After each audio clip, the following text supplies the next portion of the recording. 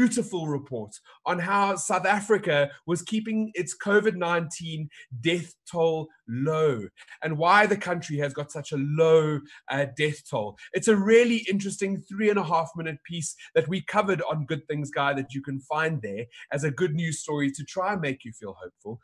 And then just in my frame of reference, the last 2 weeks have been pretty tough for our family. My parents were both diagnosed with COVID-19 positive 2 weeks ago Friday, and it was quite scary to think that people that they call most at risk, being over 55, they're your parents. I haven't seen them in 120 days. We were worried about what sort of symptoms they would have. Luckily, it was only mild. And they got through it, and they are 100% healthy. And it's a reminder to me that that you can recover from COVID-19, and many people will recover. That's not taking away from the fact that many people will have severe symptoms. But for me, it's change in perspective. And I think the next time I get a phone call that a family member or friend or myself has tested positive, I don't know what's going to happen. I think I will face COVID-19 with more hope than fear.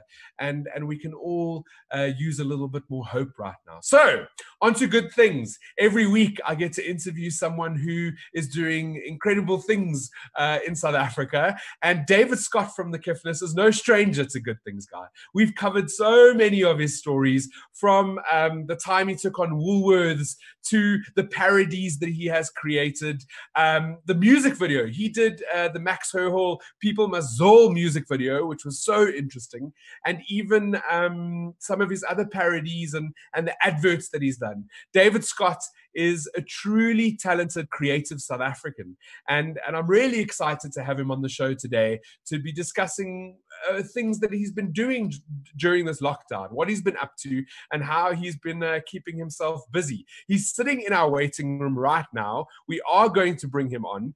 But just to give you an idea, recently, David Scott, he went viral with this crazy advert that he had created using celebrities, melancholic visuals, and of course himself. And he says, I was messing around with the piano and he started singing Damus. You remember that song? It went viral last year. Damus. He was singing it and sort of slowed it down and made it super emotive. And that video actually went viral. It was an advert where he used stock footage. He got the Ndlovu Youth Choir involved, the Springboks lifting the World Cup, all impressive things. And we're going to get him on the line shortly. I don't know where Dave's gone. The production team are getting him back. I think we've had a bit of technical difficulty. As you know, Cape Town, where David is based, is experiencing crazy, crazy storms. And also, they've got load shedding. But he's here, the Kiffness, David Scott. How are you? Whoa! Sorry, just the wind's so hectic here. No, it's good to be here. Brent, shot for having me. Listen, Dave, I've been watching the whole day on social media, and you can never believe something. I mean, they say in news that you can either read it if someone says that there's a bad storm outside, or you can stick your head out the window and look outside. Is it as bad as social media say? Well, I'm looking out my window right now, and I can say that the wind is probably gusting at about 80 kilometers an hour. And there are little rain, and the rain is going sideways. Otherwise, everything else is fine. You're safe in your house and everything's okay. Dave, I know that lockdown has been, what do they call it? The Corona coaster for everybody. We've gone up and down with our emotions. We've been locked in our houses. We've had cigarettes taken away from us and then still taken away from us. We've had alcohol banned and then given back and then taken away again. Regulations are changing. We're dealing with the unknown of this crazy pandemic, but somehow you have continued to entertain and create beautiful content, the parodies that you're putting out there that are getting views, over 1 million views on your YouTube. Where have you found the inspiration while being locked in your house? Sure, that's an interesting question. I think I kind of make these parodies just to keep myself sane. And the fact that there's an audience for it is just a bonus. And I just want to say thank you to everyone who's been watching the videos. You know, I started at the start of lockdown, I had about 3,000 YouTube subscribers, and now I'm over 50,000, which is amazing. And, it's been a great new source of income for me. I mean, there are a lot of musicians struggling at the moment. So to be able to make money from YouTube has been quite a blessing for me. So I just want to say thanks for the support. But it is just something that kind of just happened naturally. Like I've always enjoyed kind of making funny stuff, but yeah, I've got a new love for parody now. Yeah, and it's kind of just happened naturally. So yeah. Well, we've been watching you from the sidelines, and obviously, Good Things Guy tries to support you in all that you do. But wherever I look, I see you. Literally before the show, we had Rian Mansa on last week, and Rian literally tweeted your I don't know, it was a parody of a Mexican man getting interviewed, and you dubbed the so people need to go watch this. They need to go to the Kiffness page and see it, because it is really, really funny. Don't go now watching the show, but after this, go look at it.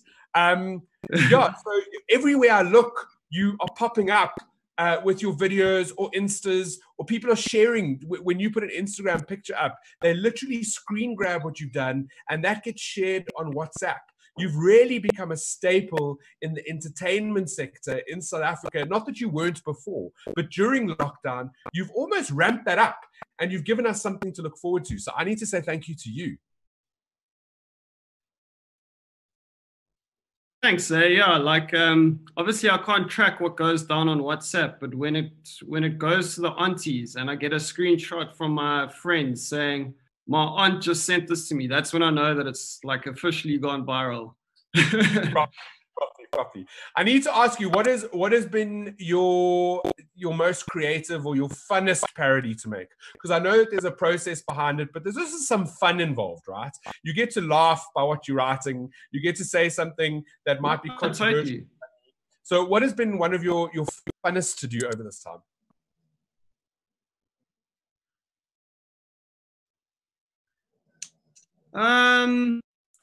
It's hard to say which one is my favorite or which one is the most fun. It's like trying to, if you're a parent and you're trying to choose who your child is, you say, oh, each of them equally.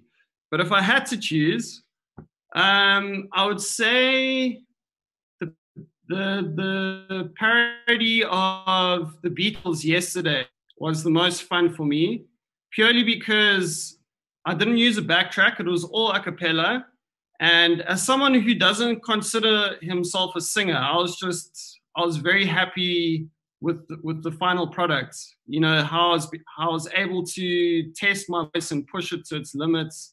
Obviously, there was a bit of editing involved as well. And harmonizing with yourself, because it's got different screens, and you had to record it a couple of times, so you had those different people, which is actually you, which is really entertaining and creative. Yeah, I was in the choir growing up. Throughout high school and junior school, I enjoyed being in the choir, and to kind of keep myself sane while the tenors and the basses and everyone else was learning their parts, I would learn their parts as well.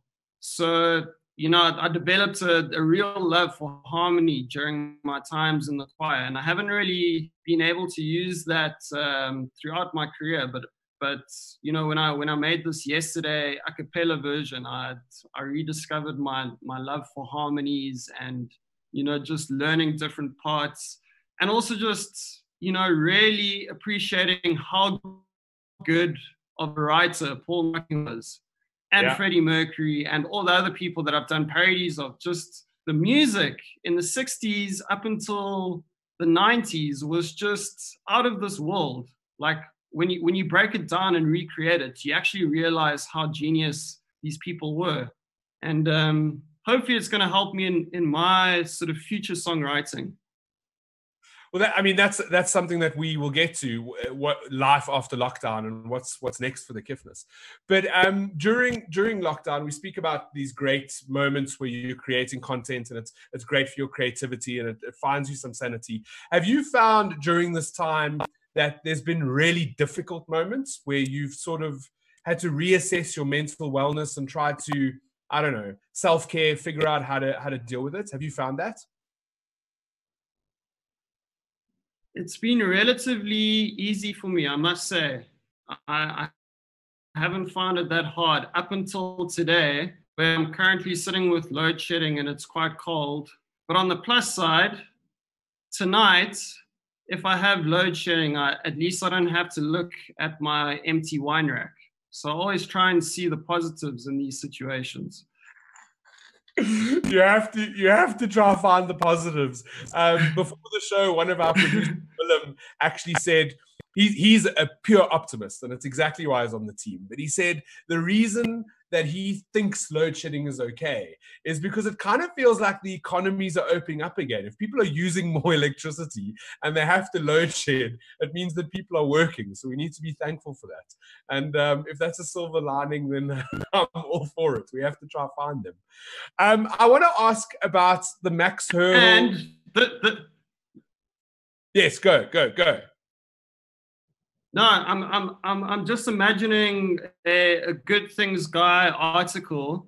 My neighbor upstairs was clever. He has a generator, I don't know what, but he's got Wi-Fi. And I was stressing before this thing, so I put a message on our Block of Flats WhatsApp group, and I said, guys, does anyone have Wi-Fi? Because my data is just not going to cut it for this live stream. And then my neighbor said, within seconds, he said, here's my Wi-Fi name, here's the password, put it in, and here we are.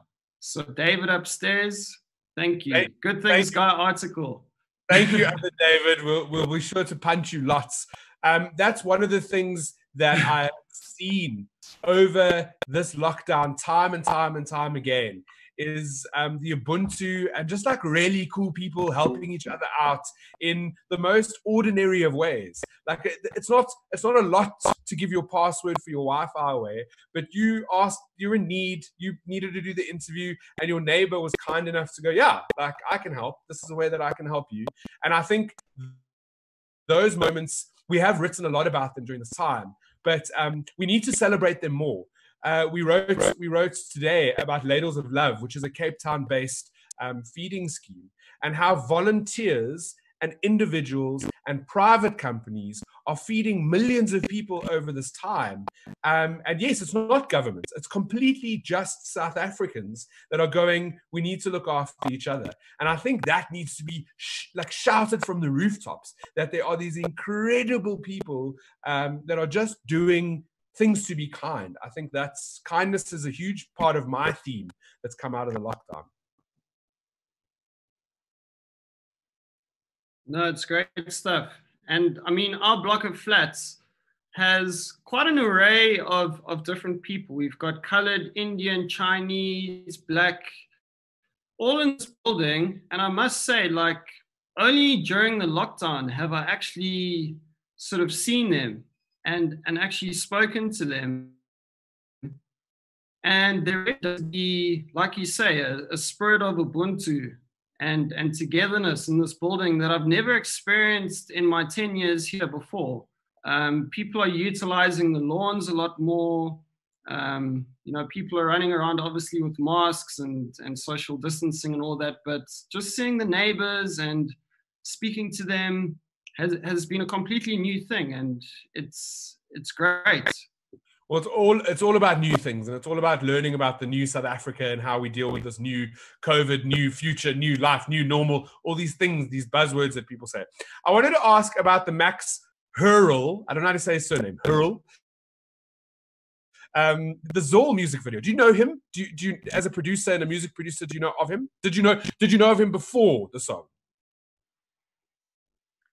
Yeah, I met Max at a under 18s party that we were headlining, and that's the only time I'd ever met him. That was maybe 3 years ago. but we were kind of aware of each other, and I think we both sort of connected because we were both like doing these parliamentary remixes. I'd done one when the EFF started chanting "Zoop, Zoop, Zoopta must fall, Zoopta must fall." So I made like a remix of that, and then from there, I think Max kind of just took the baton and really went with it.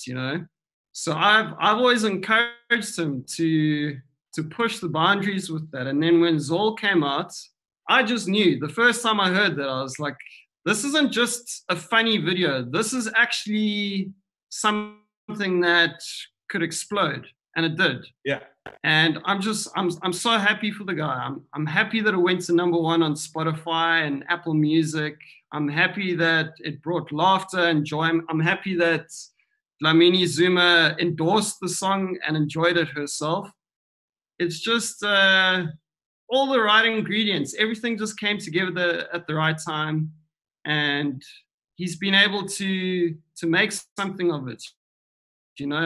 He's been doing quite well for himself before this, but I think he's always been struggling and always kind of been on the fringes. And I think this just opened the doors for him, and I'm just so happy that this opportunity came around. I do believe that your music video had a lot to do with that, because a lot of the times when I saw it being shared, it was that music video or the unofficial music video that you made. Yeah. And you chose the right graphics. Everything was just perfect. It was edited perfectly. And I guess that's because it's your game, right? You're in this creative content space, and it's what you do. Political satire that's what it comes down to. It's taking something that was said in Parliament or said by one of the ministers and making a song out of it and making it relevant. I think a lot of people, they didn't even watch that broadcast, but when people heard the song, they were like, yes, I'm angry that my cigarettes have been taken away. But also when people Zol, like you got into it and you could make it quite funny. And South Africans have a way of getting through hard times through humor. So, I mean, are you on the pro side to using creativity in our country to send messages of satire and to like play with certain conversations? Is that something that we pro for? No, totally. At the start of lockdown, I did a parody of Toto Africa and made it sort of into a Flatten the Curve song. And to see, guys like Jackson Mthembu share it on his Twitter and other prominent figures also sharing it, it really got the message out there.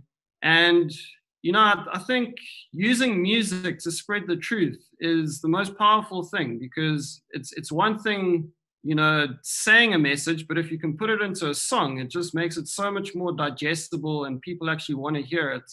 So, yeah, like I think that's a prime example of using humor and music to spread a good message. And then something really great came out of that. There was a guy, this was like just before the major lockdown, there was a guy who was at the Rosebank Mall, and he saw Busker doing my version of Toto Africa. So he took a video and sent it to me, also like gave me the guy's details. And I thought, this is such a wonderful video. So I put it up on my Facebook page and said, guys, this is Michael the guitarman, or what was his stage name? Mike the guitarist. And I think he plays at the Zone quite often.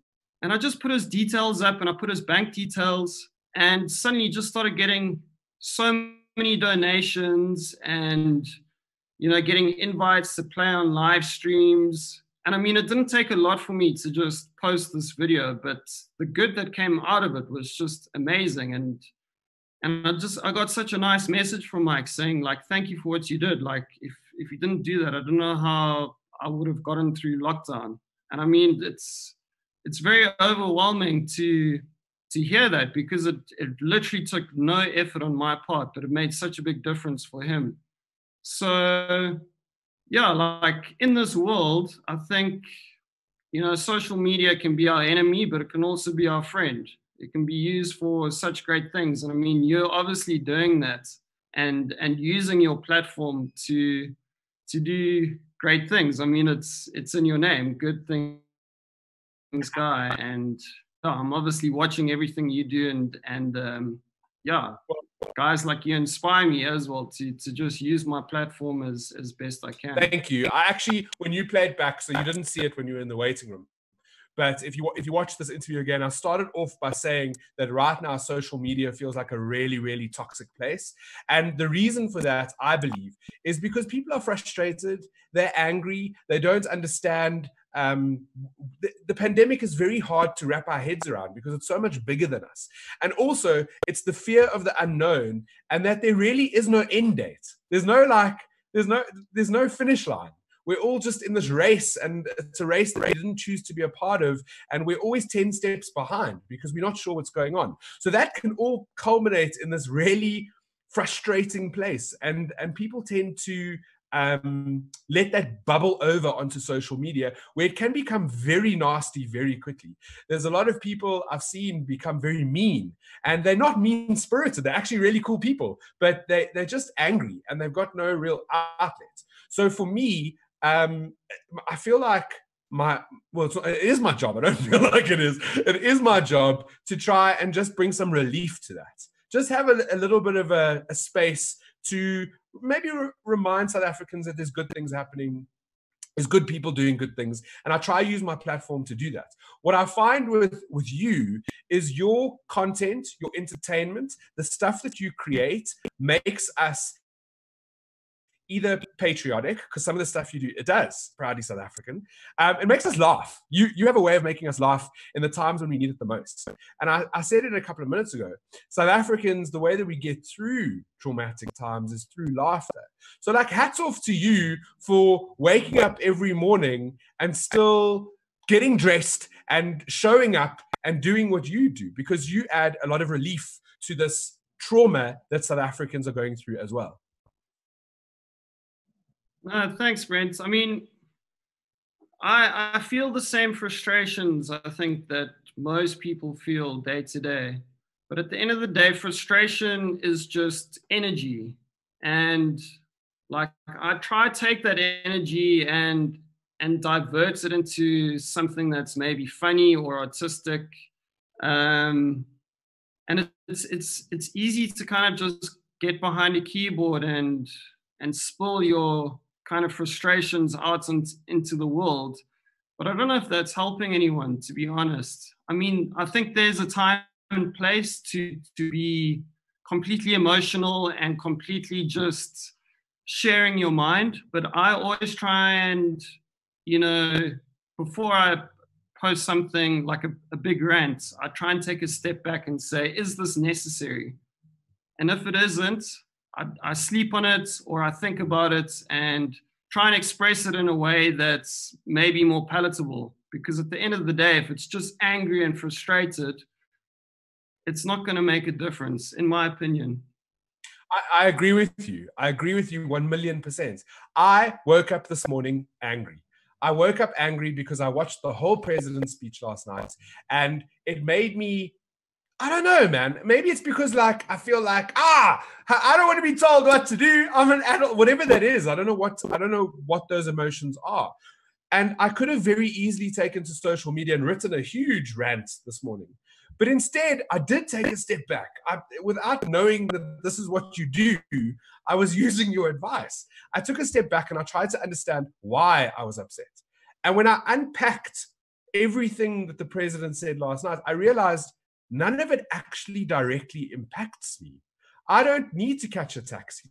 And in the bigger scheme, yes, it does impact me because it's rules and regulations and it goes down the line. But I don't need alcohol. I don't need to travel between provinces. There were all these things that I listed. And then I wrote a huge post about how I actually don't have an opinion because I can't have an opinion because I don't have enough information. So I'd rather just be kind today and live my day lekker. It is what it is. I'm going to be lekker to everybody that I see, and I'm going to have cool conversations and hopefully cut through that noise. And that's exactly what I think we all should be doing, is realizing that we have a lot of responsibility online. even if you only have 10 followers. I think your responsibility is huge when it comes to social media spaces. Okay, so we've only got a couple of minutes left, and I need to ask, what is next? So have you got another parody plan, or are we writing something for when lockdown's over that will be produced? Is there a new album coming? What can we look forward to? I love the Kiffness. I support you. Tell me, give me some information. For the first time in a long time, it's a completely blank slate. I do have one song that I've kind of put on the back burner. I might release it, I might not. But yeah, I guess I'll give you a little bit of a snippet. Lockdown girl, she's been living in a lockdown world. I bet she's never had a backstreet guy. She gets her IVs from a lockdown guy. That's all I've come up with so far. That's amazing. And you heard it first on Good Things Live. That's really cool. Really cool. We're loving your parodies. It's entertaining and fun. And, you know, if I was a smoker, I'm sure I would have had a backdoor guy by now. All right, so Dave, last words. If you have anything that you just want to say to all the South Africans that are feeling really terrible today and maybe just need a little bit of hope to get through, anything? I'll share a little bit of life experience, which includes you. You made a post which made me think quite a lot. And, you know, like it was a lot to take in, but instead of getting angry and typing something saying, I disagree, I phoned you and we had a fantastic chat. And I think that is half our problem at the moment with social media, is that when you're typing to someone, you can't hear their tone. And that is a massive problem. Half the time, someone might be saying something in the nicest way, but you can't tell that on a comment. And that's why people get angry. So that's something that I've been trying to practice, is that if something offends me or I don't understand it correctly, instead of staying on social media, if I know the person, I try and just call them instead. And 9 times out of 10, it ends up being a fantastic chat. And I just want to encourage people to talk to people, because social media and the real world, I think, are completely different things most of the time. So, yeah, I challenge everyone to have real conversations and not these keyboard warrior conversations, especially in this time. Emotions are high, understandably, but we need to connect within 6 feet. Within 6 feet. And I love that. And that's exactly how the show happened today. So David and I have known each other for quite a couple of years. We obviously promote everything he's done. When he's been super controversial, like taking on words, we loved writing about that. It was fantastic. So he's done many great things with his platform, and we continue to support him. And yes, I said something very controversial on social media that was taken up the wrong way by many people. But instead of arguing or whatever, Dave phoned me, picked up the phone. We had like a 30-minute conversation. We landed up, it was like 5 minutes of that and 25 minutes of catching up and seeing how everybody was doing. And that's how the show today happened, because I was like, hold on, you need to be on my show. I want to hear what you've been doing in lockdown. It's so interesting. So I just want to thank you for also changing my perspective. I've also realized that you can't just rant on social media without having context, without giving people an understanding of where you're coming from. And also, is it worth it? Like, do I want to put this up there if I'm not really behind it 100%, or if it's not going to make me happy or give me some sort of fulfillment by putting this out there in the universe, do I actually need to do it? Which is the other side of that, right? But David, I want to thank you for being on the show today. And I want to thank you for all that you're doing by keeping South Africans entertained. And we'll keep writing about you and we'll keep putting your stuff out there as long as you send it to me. Keep sending it to me and we'll keep doing it. Now, I must say, whenever I see a spike in views, my first thing is, I wonder if Good Things Guy posted about it, because every time you share my stuff, it just explodes. So I really want to say thanks for supporting me throughout the years. The support really does go a long way. Thank you, thank you, thank you, thank you. And to all our viewers, I want to thank you for tuning into the show week after week. This whole little idea to bring a little moment of good news and good things has grown exponentially. We're getting thousands of views to the show, which is really, really cool. And I just want to remind everybody that that action is the difference between a dream and a goal. And that's exactly how the show came about. We were like, maybe we should put it together and do something. And then we just did it, and it happened. And now it's real. So I want to thank you all. I'm going to implore you to follow the Kiffness if you haven't already. David is really funny, and he's also clever and intelligent, and his stuff is really cool. That's it for this week. Next week, we'll have another great show where we'll bring you amazing South Africans doing really cool things. I want to wish you guys only good things.